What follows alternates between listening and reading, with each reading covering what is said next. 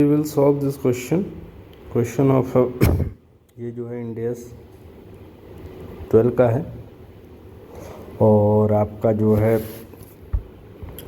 Income taxes है। ठीक है, चलिए इसको सॉल्व कर लेते हैं। Entity has an identifiable asset असोटा with the carrying amount of 10 lakh, it's recoverable amount is 6.5 lakh. The tax base of असोटा इज 8 लाख। ठीक है, and the tax rate is 30%। Impairment loss are not deductible. Entity expect to continue earn profit in future. ठीक है, future की ज़रूरी है आपको, ये आपको फ्यूचर में प्रॉफिट जो है कमाना बहुत ज़रूरी है। फॉर आइडेंटिफिएबल एसेट असोटा, what would be the impact on the DTA और DTL। आपको DTA पे और DTL पे इम्पैक्ट बताना है at the end of the period. चलिए इस क्वेश्चन का पहले समरी देख लेते हैं।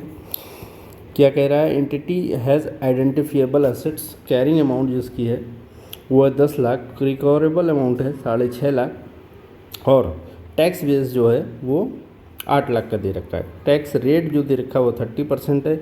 Impairment loss are not tax deductible, तो इम्पेयरमेंट लॉस छोड़ देंगे। Entity expect to earn profit in the future, so recognition of deferred tax asset is possible. क्यों?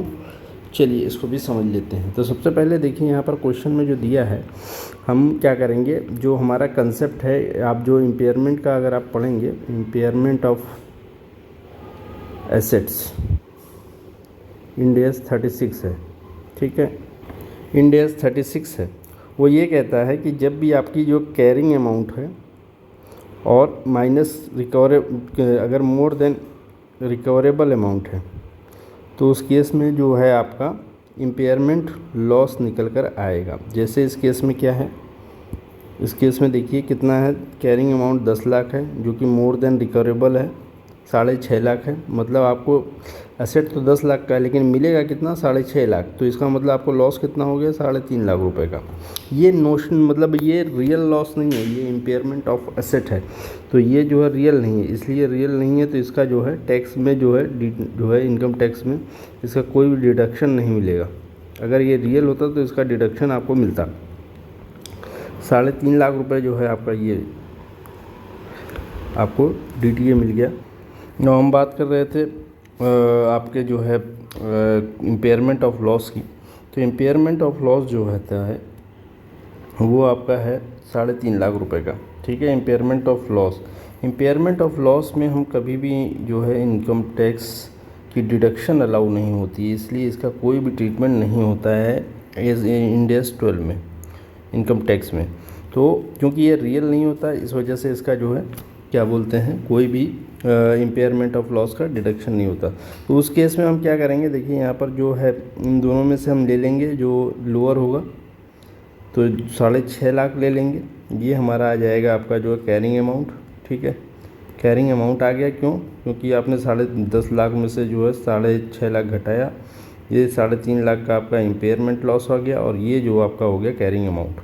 तो कैरिंग अमाउंट जब आपने ले लिया 6.5 लाख रुपये, अब जो है टैक्स बेस जो आ रहा है वो 8 लाख रुपए आ रहा है। तो ये आपका 1.5 लाख रुपए का टाइमिंग डिफरेंस आ गया आपका, डिडक्टेबल टाइमिंग डिफरेंस। ठीक है, तो इम्पेयरमेंट लॉस और not deductible, entity expect to earn profit in near future, so recognition of deferred tax is possible. ठीक है, इसको समझ लेते हैं ये क्यों कहा। तो यहाँ पर देखिए हमारा जो इम्पेयरमेंट के बारे में हम यहाँ पर समझ लेते हैं, इम्पेयरमेंट ऑफ लॉस के बारे में। तो इंड AS 36 है, ये Ind AS 36 impairment of loss. यहाँ पर अकाउंटिंग वर्सेस टैक्स ट्रीटमेंट की बात है। क्या है, टैक्स बुक क्या करता है, accounting book, if carrying amount of asset is higher than recoverable amount, impairment loss must be recognized. ठीक है, ये अकाउंटिंग कहता है। This reduce profit in financial statement. अब लॉ क्या कहता है, लॉ कहता है Many tax authority do not allow impairment loss as deduction. Instead, they allow only depreciation as per tax rules like Income Tax Act in India. तो वो depreciation तो allow करते हैं लेकिन जो है इम्पेयरमेंट लॉस नहीं अलाउ करते हैं। ठीक है। Impairment loss is seen as subjective estimates based on the management judgement of recoverable amount, so tax law avoid it to prevent misuse को प्रिवेंट करने के लिए टैक्स लॉ इसको जो है अवॉइड करता है। यहाँ पर हम कर देते हैं prevent tax law avoid to prevent it. ये मैनेजमेंट जजमेंट के आधार पे होता है, इसलिए जो है इसको टैक्स लॉ अवॉइड करते हैं। Why this is not deductible, इसको भी समझ लेते हैं। Impairment loss is not a realized loss, no cash outflow, just a reduction in the value of estimate. ये एस्टिमेट जो है केवल जो है रिड्यूस करता है, नो कैश लॉस होता है, कोई भी कैश लॉस नहीं होता है, इसलिए जो है इसको जो है not realize impairment loss is not realize loss, ये रियलाइज नहीं होता है, मतलब ये एक्चुअल में नहीं होता है। Tax law usually allow only actual expense और स्टैट्यूटरी डिप्रिशिएशन तो एक्चुअल नहीं होता, लेकिन वो स्टैट्यूटरी होता है, उसमें जो है एसेट की वैल्यू गिर जाती है, तो इस वजह से जो है डिप्रिशिएशन तो अलाउ करते हैं, एक्चुअल एक्सपेंस तो अलाउ करते हैं, बट इम्पेयरमेंट लॉ अलाउ नहीं करते हैं। और concept of deferred tax arise when the you pay more tax on tax but you will save on taxes in future. No, बात करते हैं डीटीए कॉन्सेप्ट के बारे में, डेफर्ड टैक्स एसेट के। DTA arise when you pay more tax but will save tax in future.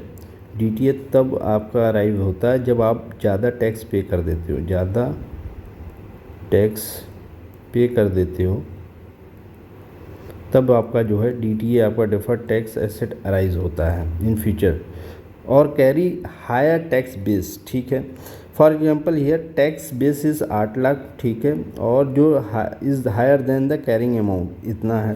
This means the future in future when asset is used और sold, tax depreciation और deduction will be higher than the book depreciation. Result क्या होगा? Less taxable profit in future, tax saving DTA. यहाँ पर आ जाइए recognition rule के बारे में। Why? Because DTA is recognize only if it is probable. DTA तभी आप रिकॉग्नाइज करोगे, अगर डीटीए नहीं है, मतलब अगर आपका प्रॉफिट नहीं है तो आप डीटीए रिकॉग्नाइज नहीं कर सकते। Probable that the taxable profit will be available in future against which deductible timing difference can be utilize. Why? Because if the company has no profit in future, then tax saving in the benefit is useless. There is nothing to set off. क्योंकि अगर आपके पास profit ही नहीं रहेगा तो ये जो आपके पास DTA है ये आप सेट ऑफ कैसे करोगे? ये केवल सेट ऑफ ही किया जा सकता है और कुछ नहीं किया जा सकता है। इसलिए आप अगर नियर फ्यूचर में प्रॉफिट नहीं कमा रहे हैं तो आप अपना डीटीए रिकॉग्नाइज नहीं करेंगे। अगर आपका डीटीए है तो आपको रिकॉग्नाइज़ करने के लिए आपको नियर फ्यूचर में प्रॉफिट होना ज़रूरी है। अगर मान लीजिए 15,000 रुपये का आपका जो है डीटीए आ रहा है और आपका प्रॉफिट आ रहा है मान लीजिए 30,000 रुपये का, उस पर जो टैक्स बन रहा है आप मान लीजिए 9,000 रुपये, तो कितना रिकॉग्नाइज़ करेंगे? ओनली 9,000 रिकॉग्नाइज़ करेंगे, क्योंकि इसमें टोटल 15,000 का है, लेकिन आपके पास प्रॉफिट ही 9,000 रुपये का बन रहा है, 30,000 का बन रहा है, जिसमें 30% टैक्स लगेगा, 9% मतलब टैक्स जो बनेगा आपका 9,000 का बनेगा। तो आप इससे सेट ऑफ कितना कर सकते हो? 9,000। बैलेंस जो है वो आपका कैरी फॉरवर्ड हो जाएगा अगर ये नियर फ्यूचर में प्रॉफिट है, वरना ये बेकार हो जाएगा, यूज़लेस हो जाएगा। अगर आप प्रॉफिट नियर फ्यूचर में नहीं कमाओगे तो यूज़लेस हो जाएगा। अगर आपका प्रॉफिट ये डीटीए 15,000 है और 9,000 ही टैक्स बनता है आपका, तो 6,000 आपका यूज़लेस है अगर आगे आप नहीं कमा रहे हैं। अगर आगे कमा रहे हैं तो ये कैरी फॉरवर्ड हो जाएगा, वहाँ से सेट ऑफ हो जाएगा, जैसे टैक्स में रूल होता है। ठीक है, यहाँ पर देखिए deferred tax arrive when you pay more tax now but will save on taxes in future.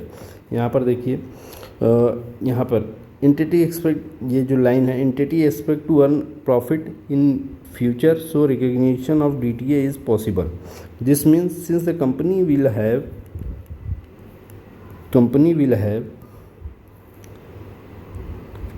future taxable profit and it will able to use the benefit of deductible timing difference of 0 lakh, therefore it can recognize DTA 45,000 in the book balance sheet। Simple word में अगर हम समझाएं तो ये, अगर आप देखें DTA एक तरह से आपका कूपन होता है, कूपन होता है, 45,000 का कूपन है आपका। If the company earn profit in future it can be use coupon to reduce the bill. आपका अगर मान लीजिए 50,000 रुपये की टैक्स बनती है, 45,000 आप जो है यहाँ से यूटिलाइज कर दोगे, 5,000 आपका जो है बैलेंस पे करना पड़ेगा। ठीक है, जैसे आप जीएसटी में क्रेडिट पे करते हो, अपना आईटीसी घटाकर, आईटीसी इनपुट टैक्स क्रेडिट घटाकर जो बैलेंस आता है उसको पे करते हो, उसी तरह यहाँ पर जो है if it can be if the company doesn't earn profit the coupon is wasted, so it's keeping making losses forever. अगर इफ़ कीप मेकिंग लॉसेज तो वो आप जो है कूपन आपका वेस्ट हो जाएगा। So impairment recorded in the books is ignore for the tax computation. जो ये इम्पेयरमेंट के बारे में बता रहा है, इम्पेयरमेंट ऑफ लॉस। तो इफेक्ट क्या होगा, एसेट रिड्यूस होगा, लेकिन for tax version asset will base still consider 8 lakh. Since the impairment is not allowed, this create deduction temporary difference which gave rise to DTA. जो टेम्परेरी डिफरेंस आएगा, deductible temporary difference, deductible temporary difference, ये temporary इसलिए है कि बाद में आप इसको सेट ऑफ कर लेते हैं। Impairment is not deductible because tax law prefer objective standardize deduction like depreciation instead of management judgement based judgement. इसलिए मैनेजमेंट बेस्ड जजमेंट होता है आपका जो है इम्पेयरमेंट लॉस, इसलिए इसको अलाउ नहीं करते हैं। एंटिटी एक्सपेक्ट प्रॉफिट, मान लीजिए ये यहाँ पर देखिए आपका क्वेश्चन है 8.5, ये तो जो डिफरेंस आ गया 1.5 लाख रुपए का, उस पर डीटीए बन जाएगा। Since the entity expect future taxable profit it will be able to use the difference to save the tax later, so it recognize 45,000 in balance sheet. General entry आपकी डीटीए आपका खड़ा हो जाएगा 45,000 से, और deferred tax income, deferred tax income P&L आपका चला जाएगा 45,000 में। एंटिटी डज नॉट एक्सपेक्ट, अगर प्रॉफिट अगर वो नहीं करती है, बनेगा तो सेम डिडक्टेबल डिफरेंस रहेगा, tax saving potential 45,000, but entity will not have profit in future, then there is no taxable income adjust against it, so the DTA can not be recognize even though mathematically it exist. क्योंकि ये mathematically exist करता है, लेकिन फिर भी इसको जो है even DTA can not be recognize, अगर प्रॉफिट में अगर not entity will not have profit in future, तो कोई एंट्री पास नहीं होगी, सिंपली इग्नोर कर देंगे। The entry is no entry is pass, benefit is simply ignore. अब यहाँ पर देखिए साइड बाय साइड क्वेश्चन का जो है वहाँ पर दे दिया है। Conclusion, DTA exist in both cases, recognition depend whether entity expect future profit और नॉट। अगर हम दोनों केस ले लेते हैं, यहाँ पर देखिए केस 1 है फ्यूचर प्रॉफिट है, यहाँ पर नहीं प्रॉफिट है, 1.5 लाख रुपए का डिडक्टेबल टाइमिंग डिफरेंस आया, और 1.5 लाख रुपए का टैक्स रेट 30% है, 45,000 एग्जिस्ट है। यहाँ पे कह रहा है DTA रिकॉग्नाइज होगा, यहाँ पे कह रहा है DTA नहीं रिकॉग्नाइज होगा, not recognize, recognition in book. बस इस तरह से ये क्वेश्चन आपका सॉल्व हो गया। Entity has asset with carrying amount 10 lakh and its recoverable amount से 6.5 lakh, tax basis 8 lakh, tax rate 30 lakh, impairment loss are not tax deductible, entity expect continue earn profit for future, identifiable asset, what would be the impact on DTA end of the year. तो ये आपका question आपको हमने solve कर दिया।